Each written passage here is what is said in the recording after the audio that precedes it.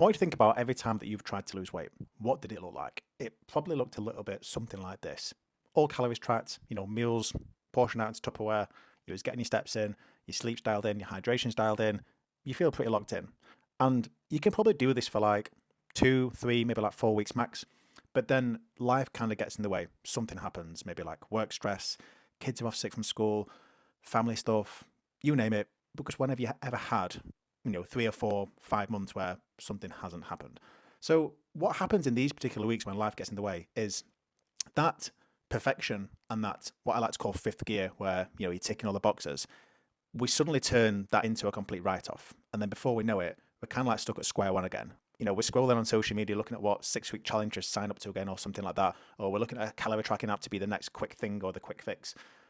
And then this cycle just kind of keeps happening. So in this video, I want to explain the system and the frameworks that I use, specifically called the gears method, that it's going to be really helpful for you to understand how and why you don't need to be in fifth gear all the time. You don't need to be ticking all the boxes every single day, every single week to get you to where you want to be. It's not necessary and it is not sustainable to do.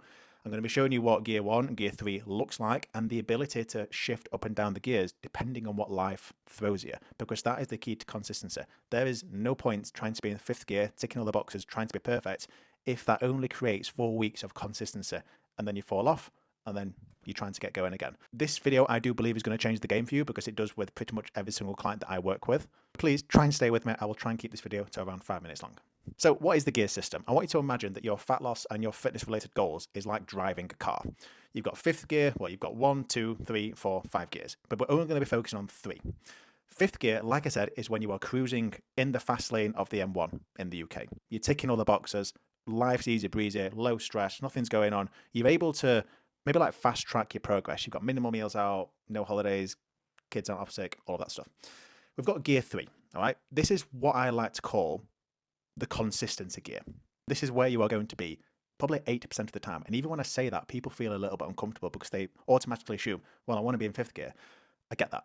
That's what diet culture and slimming clubs, slimming world, all of these things have told you that you need to do, but it's not doable. That's why people always yo-yo. That's why people know what they need to do. They just can't do it long enough. So third gear is you're good enough. That's the 80%. That's what's going to keep you in the game long term. Now, this could look like specifically, as opposed to doing all your meal in Tupperware every single Sunday, this could look like just focusing on 2 rotations for breakfast, 2 rotations for lunch, and you just take 5 minutes every single night to put something together. This could look like relying on a pre-made high-protein ready meal some days if you're quite busy. This could also look like aiming for your minimum step goal as opposed to your maximum step goal. This could look like if you're tracking calories, instead of aiming for a protein and calorie target, we go towards a range and you aim for your upper range and you try and just aim for 3 balanced meals per day, and that is it.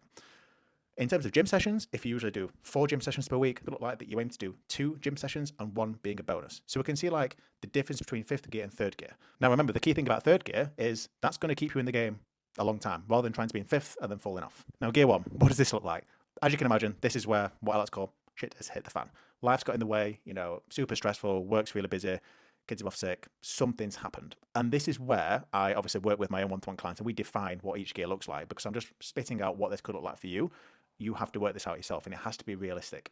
But gear 1 is essentially what can you do to support yourself for that week. It could be just taking things off your plate, pardon the pun. This could be like literally forgetting about the gym, forgetting about your steps, and just focus on nourishing yourself, still trying to get protein in each meal, still trying to aim for 3 balanced meals per day, and maybe just trying to focus on your sleep. That is your gear 1. Remember, gear 1 is not a failure. It's just getting yourself through the week. And surviving a tough week without completely derailing all of your progress is what keeps people consistent. That is it. It's the ability to shift between fifth, third, and first gear depending on what life throws you, and truly understanding what your habits and intentions are for each individual gear. Instead of asking myself, am I on plan this week? Ask yourself, what is my week looking like? What gear am I in for this week? And is it actually realistic?